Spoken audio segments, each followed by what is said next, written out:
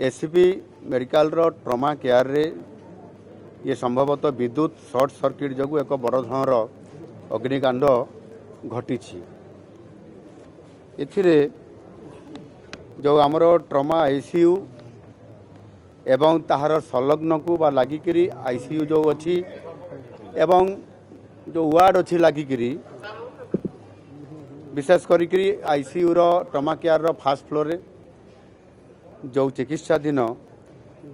23 रोगी को जो सर्ट सर्किट है ते कारण जो अग्निकांड घटी से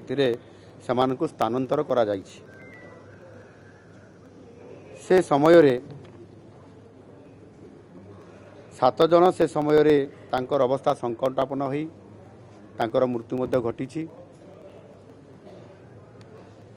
एवं परवर्ती पर्याय रे समान को जेते बेले अलगा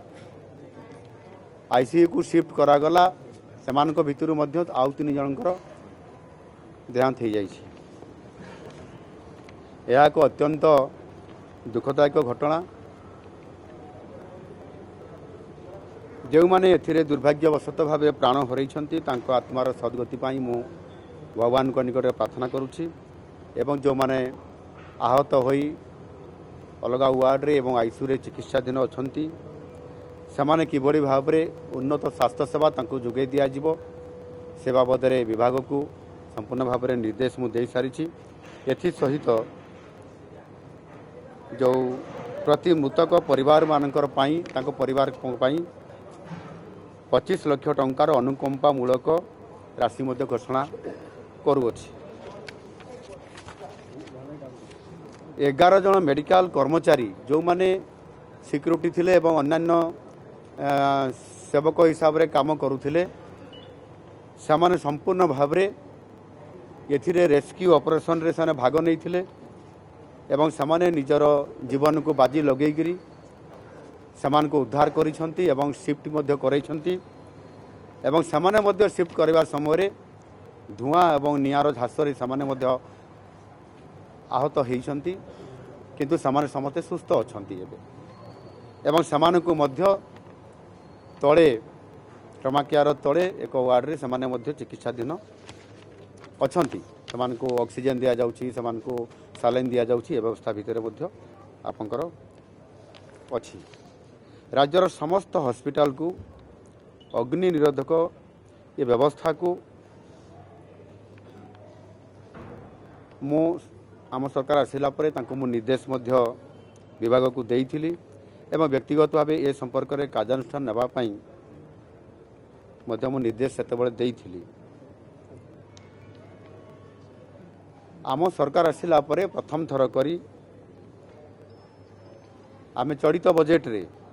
2025-26 जो आर्थिक बजेट सेतेबेले अग्नि निरापत्ता व्यवस्था पाई आमे 320 कोटी टंकार बजेट रे व्यवस्था रखीछु जहाँकि आपंकर एबे युद्धकालीन भितर तार काम मध्य चालू अछि एवं आसंता जो आर्थिक वर्ष बजेट जोटा एबे बजेट सेशन चली 2026-27 पाई मध्य एथिरे 400 कोटी टंकार प्रावधान मध्य रखा जाइछि। एभली व्यवस्था आम सरकार आसिया पूर्व आदौ रखा भी जाऊ नथिला किंतु भविष्यत को सुरक्षा को दृष्टि कोण ताकू आखि आगे रखिकरी ये व्यवस्था 2 वर्ष रे लगातार आमे या को व्यवस्था करूछु एवं ताहार किभली भाव में अग्निकांड को तुरंत निर्वाह करा जाई परिबो ता उपरे काम मध्य जारी रखिछु। राज्यर सबु हॉस्पिटल रे अत्याधुनिक अग्नि निर्वापक व्यवस्था करिबा पई युद्धकालीन भितिरे ये समस्त काम मध्य चालू रही यही कार्य को यथाशीघ्र सारिबा पई मध्य मु सबु विभाग अधिकारी मान को मध्य निर्देश दउछि।